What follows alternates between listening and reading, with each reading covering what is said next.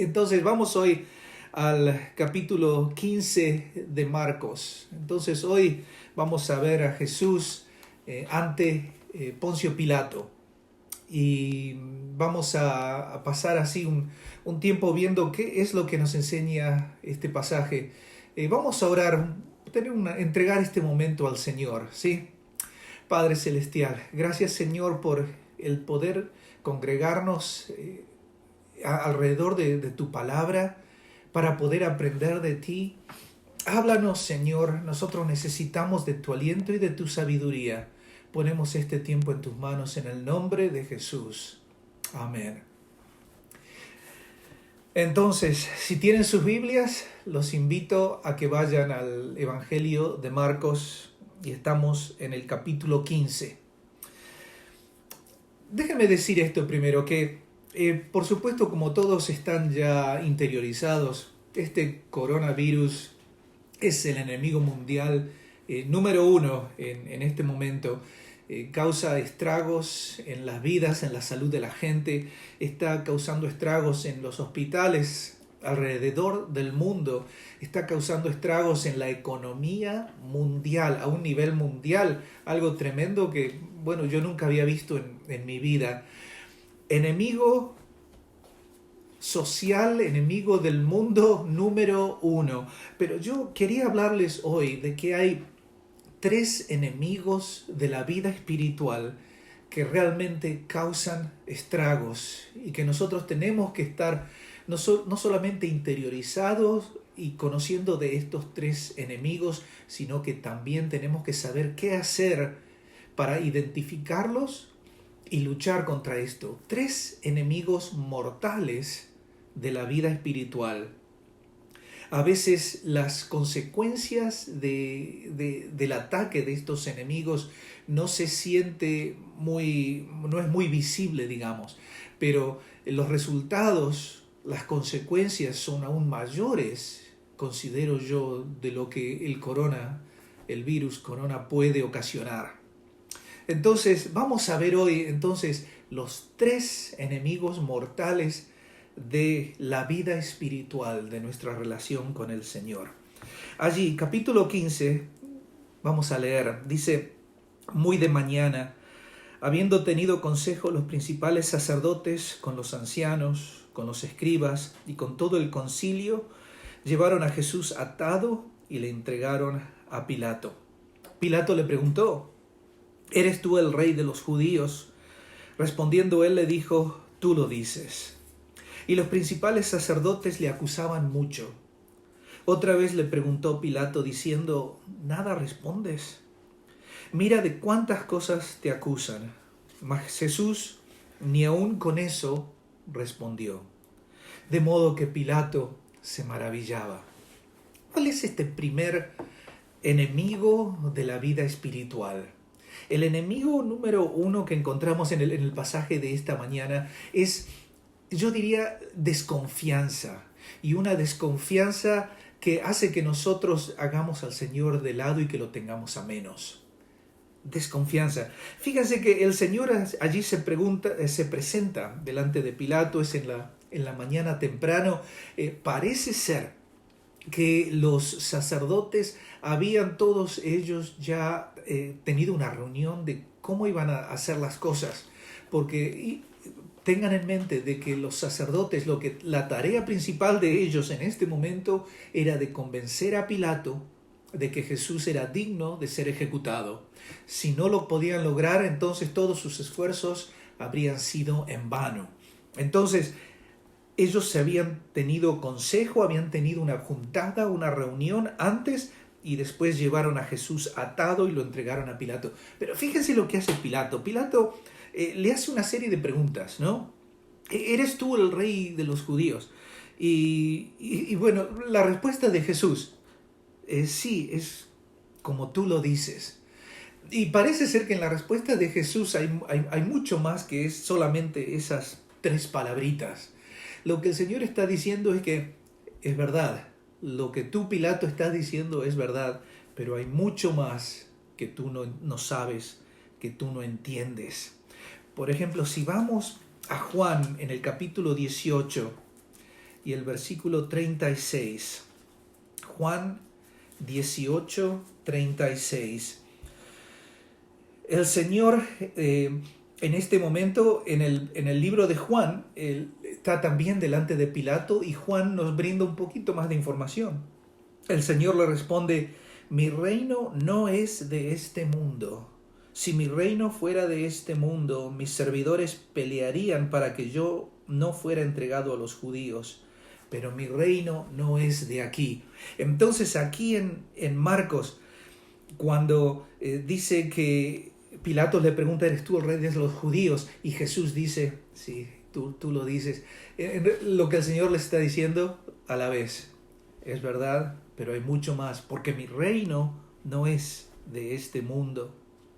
Entonces, los principales sacerdotes dicen que lo acusaban mucho y Pilato otra vez le pregunta: ¿no es que respondes nada? Te están acusando. Y esto a Pilato dice que lo maravillaba. Y a mí eso me hizo pensar en que, bueno, primero de todo, Pilato no entendía lo que estaba ocurriendo aquí. Él no estaba interiorizado del trasfondo teológico religioso en Israel. Seguramente él tenía unas nociones básicas, pero él no entendía realmente lo que estaba pasando y él pensaba en términos humanos, mundanos, políticos. ¿Cómo es que no respondes nada si te están acusando? Pero lo que Pilato no entiende es que Jesús había venido justamente para eso, para un momento así. En Marcos leemos en el capítulo 10, versículo 45, porque el Hijo del Hombre no vino para ser servido, sino para servir y para dar su vida en rescate por muchos. Entonces Pilato, pensando de una manera así mundana, de una manera política, no entiende de que en realidad Jesús, Él vino para esto, Él vino para ser acusado, Él vino para sufrir y Él vino para entregar su vida. Preguntas, acusaciones, cuestionamientos. A mí eso me hizo pensar un poco de, por ejemplo, cuando teníamos nuestros hijos adolescentes en casa. Si ustedes tienen o han tenido o tendrán adolescentes, van a pasar por este momento en que los adolescentes cuestionan todo.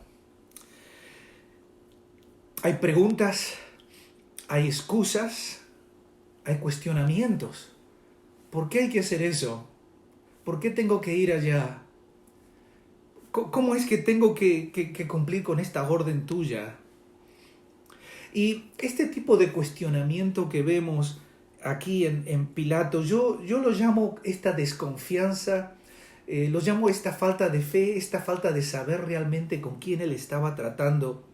Y cuando uno se presenta delante del Señor Jesús con preguntas, con excusas, con cuestionamientos, de decir: yo no sé si esta es la mejor manera de hacer las cosas. ¿Por qué tengo que hacer esto? ¿Por qué tengo que ir a la iglesia? ¿Por qué tengo que leer la Biblia? ¿Por qué me tengo que portar así? ¿Por qué mi comportamiento tiene que ser de esta manera y de esta manera? Cuando empezamos a cuestionar y mostramos así esa falta de fe, mostramos desconfianza en el Señor. Eso nos impide aceptar a Cristo como lo que Él realmente es. Nos impide aceptar al Señor como que Él es en realidad el Dios Todopoderoso. No solamente Creador, sino Salvador. Y cuando nosotros tenemos esa actitud, entonces eso nos impide avanzar. Uno no puede crecer. Cuando yo tengo esa actitud así de desconfianza arrogante delante de Dios, eso nos impide avanzar. Yo no crezco.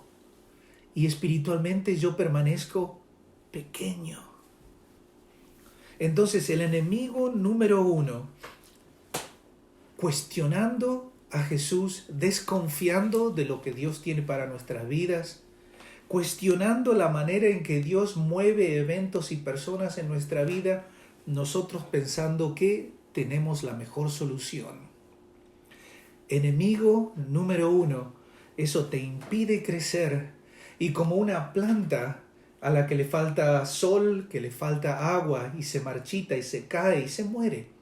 Así es el alma cuando nosotros tratamos a Jesús de esa manera.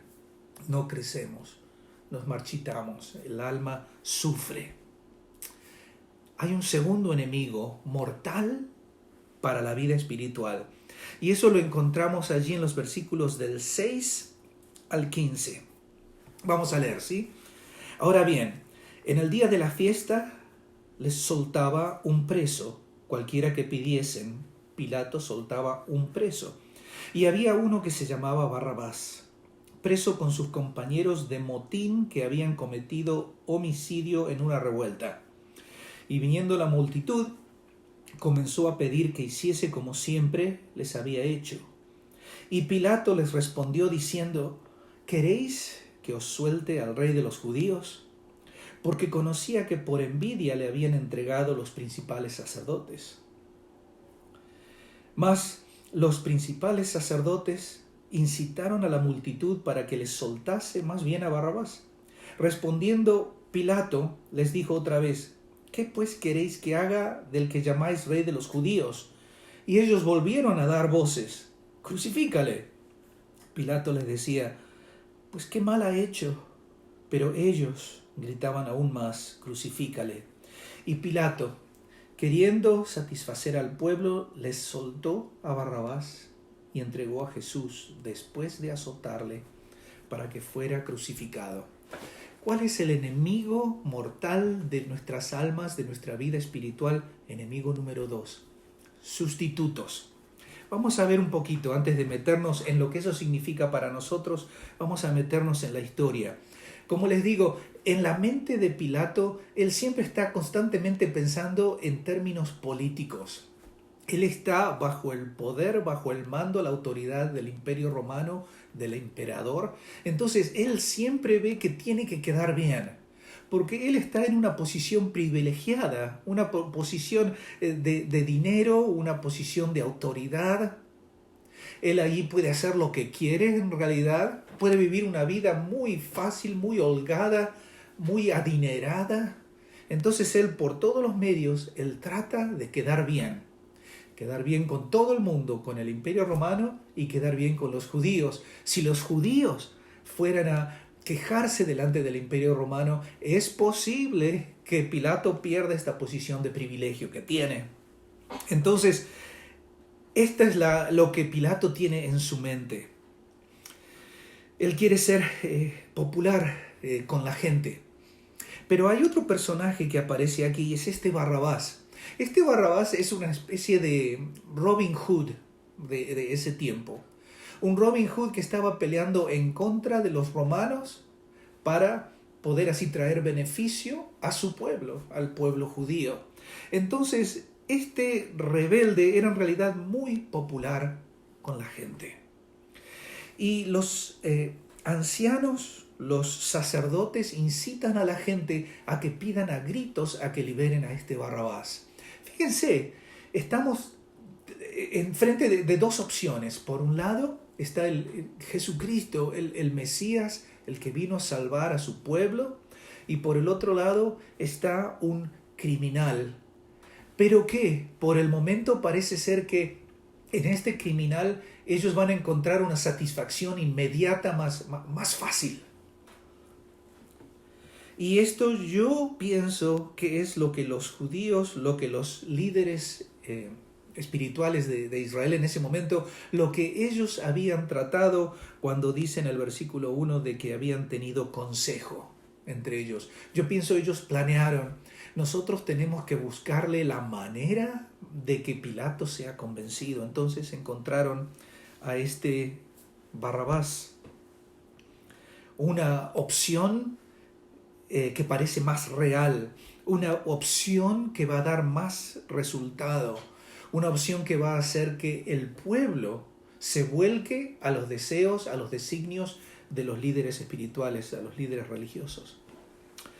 Pilato les ofrece liberar a Jesús, porque él no entiende bien todavía cuál es el problema, pero él sabía de que los líderes espirituales de Israel, estos sacerdotes, estos ancianos, tenían envidia de Jesús, porque Jesús había quitado todo el apoyo que ellos en un tiempo habrían tenido del pueblo, y ahora toda esa gente estaba siguiendo a Jesús, escuchándole a él, y estaban realmente sorprendidos, y había un movimiento realmente poderoso del pueblo siguiendo a este nuevo hombre que había llegado a la vida espiritual de Israel, seguirlo a él, escuchar sus palabras. Entonces los líderes tenían envidia, los líderes espirituales, y Pilato sabía esto.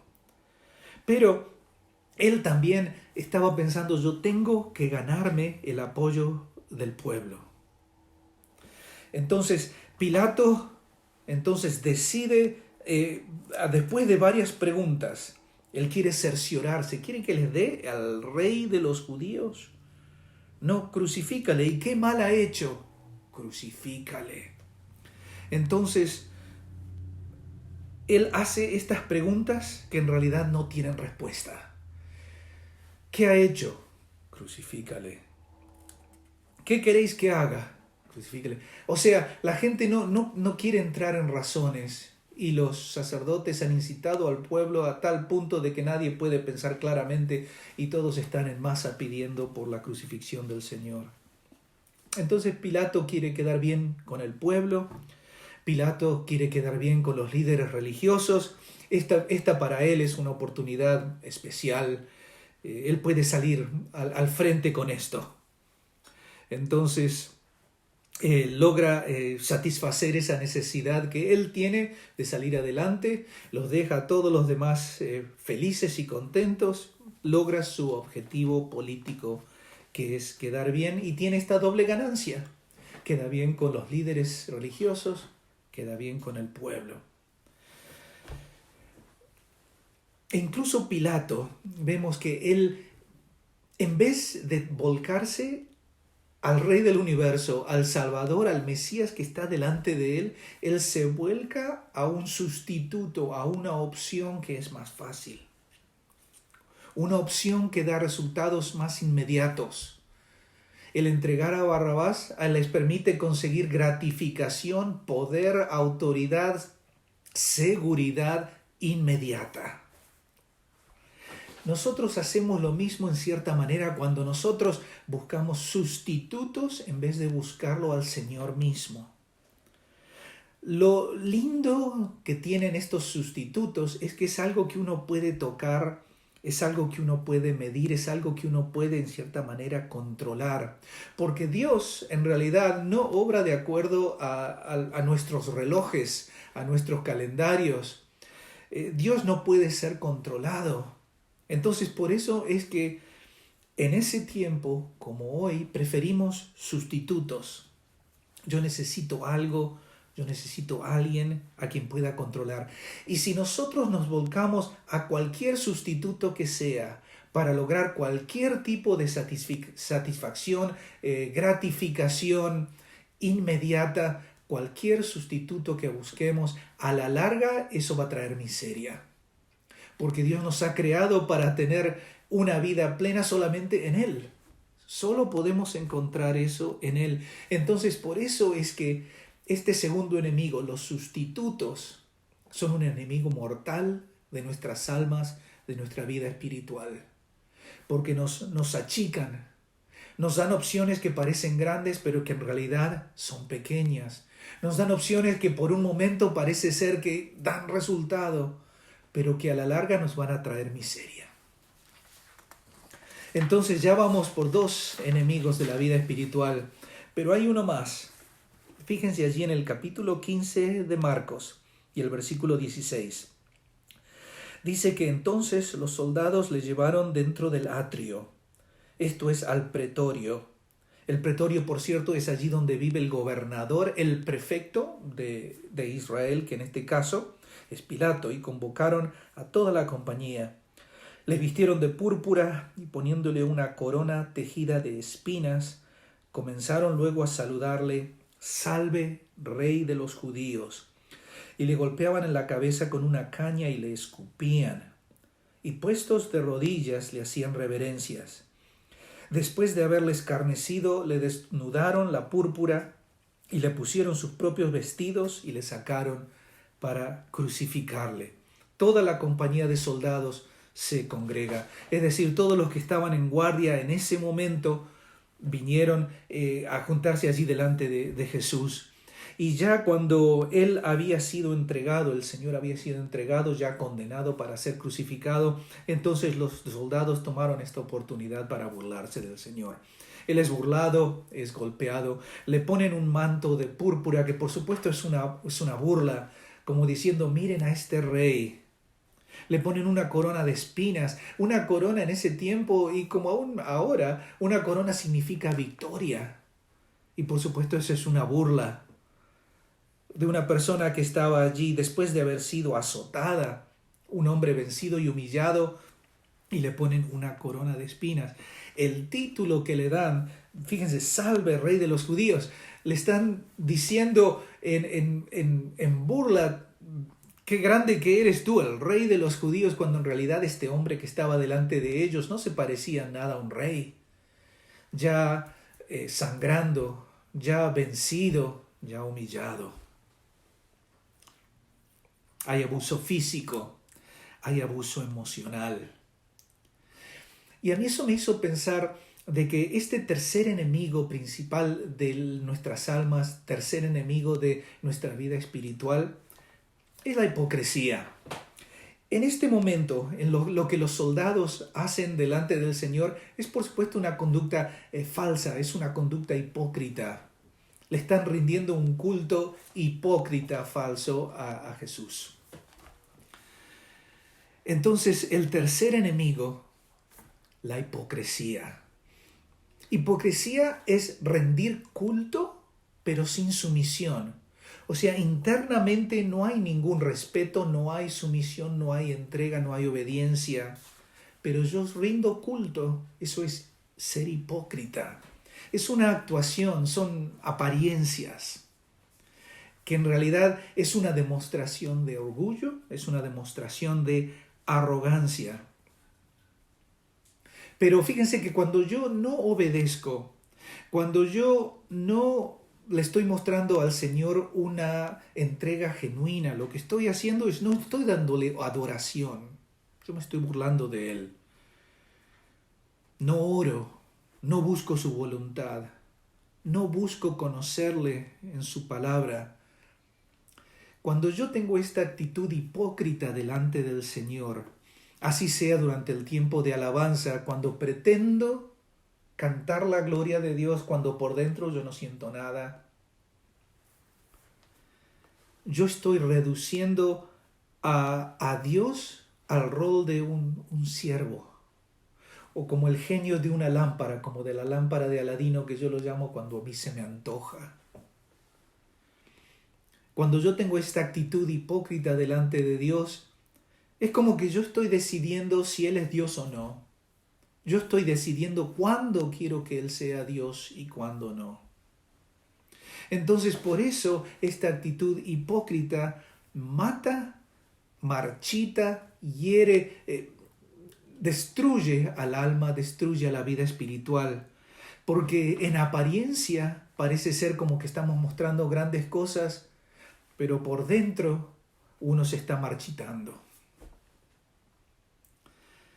Fíjense que después de esto entonces lo llevan a crucificarlo, lo visten al Señor con sus propias ropas, seguramente por pudor, porque para los judíos les era ofensivo el que alguien ande desnudo. Para los romanos ellos tendrían menos problema con eso.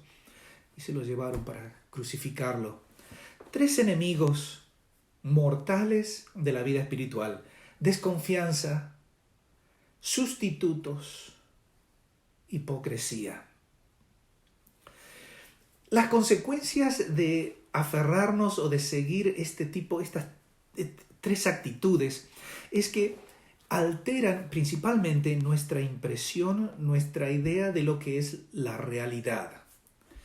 ¿Cuál es la realidad? La realidad es de que hay un Dios todopoderoso y ese Dios no soy yo. Entonces altera nuestra realidad porque no nos muestra realmente quién Dios es.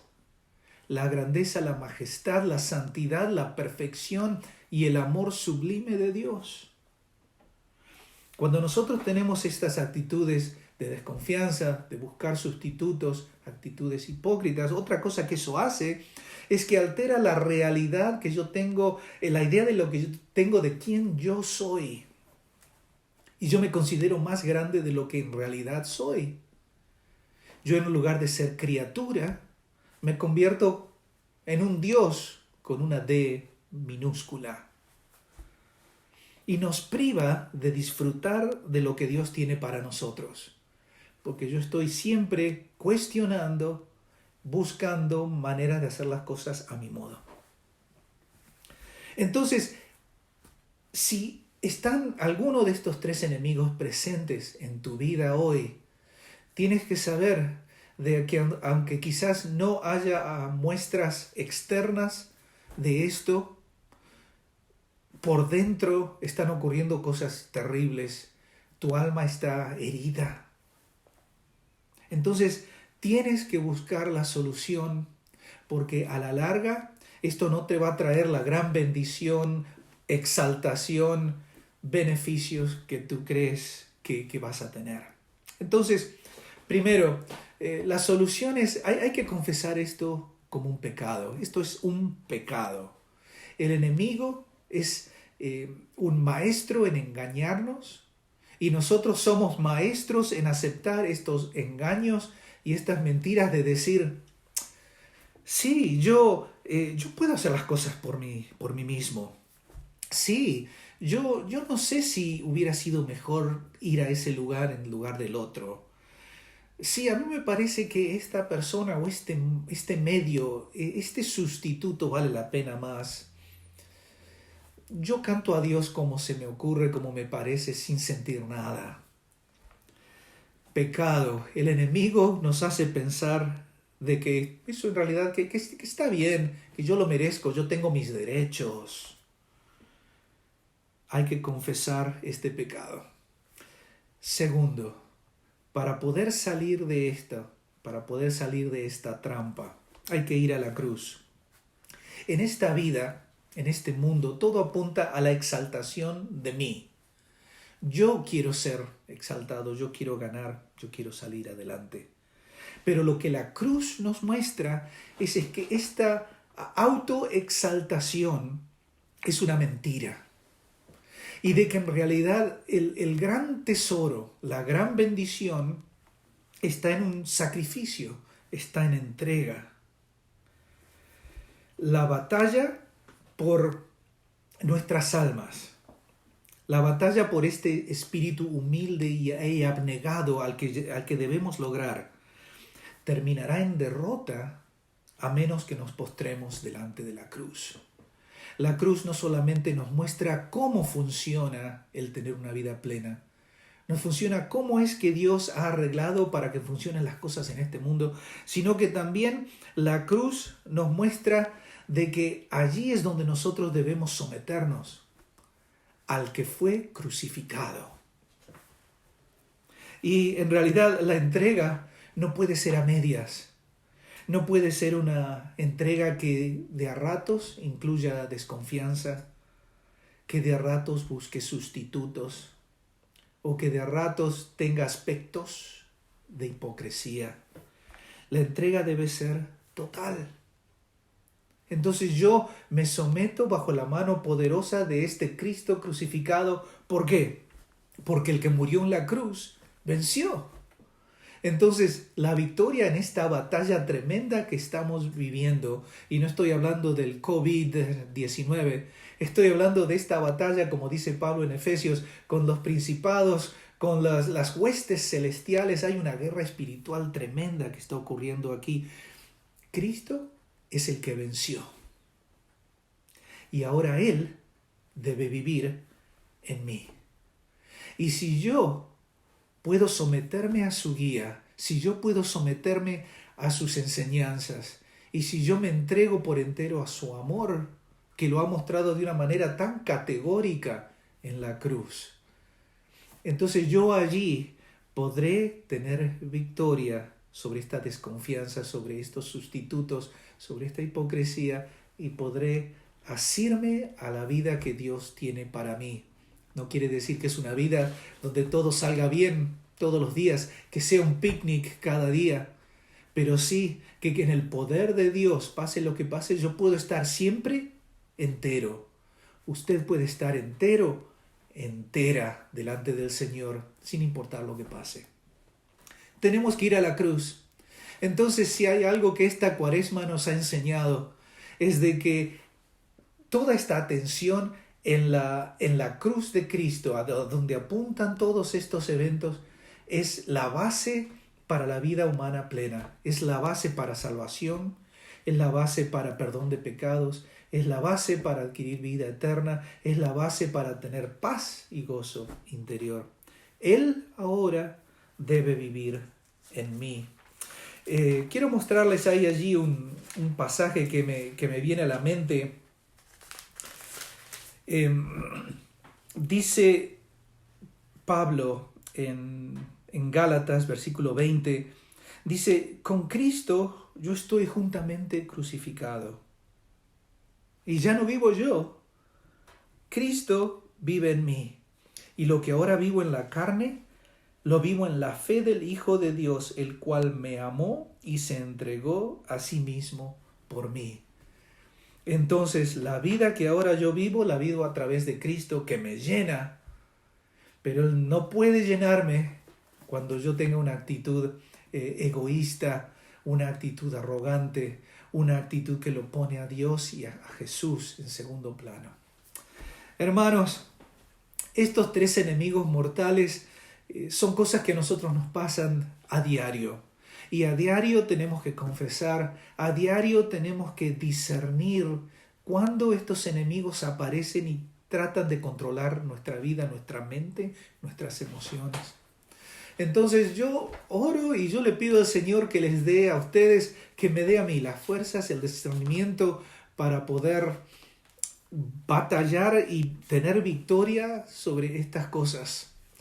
Hermanos, hoy, Domingo de Ramos, como les había dicho, lo estamos haciendo de casa porque me levanté un tanto enfermo hoy.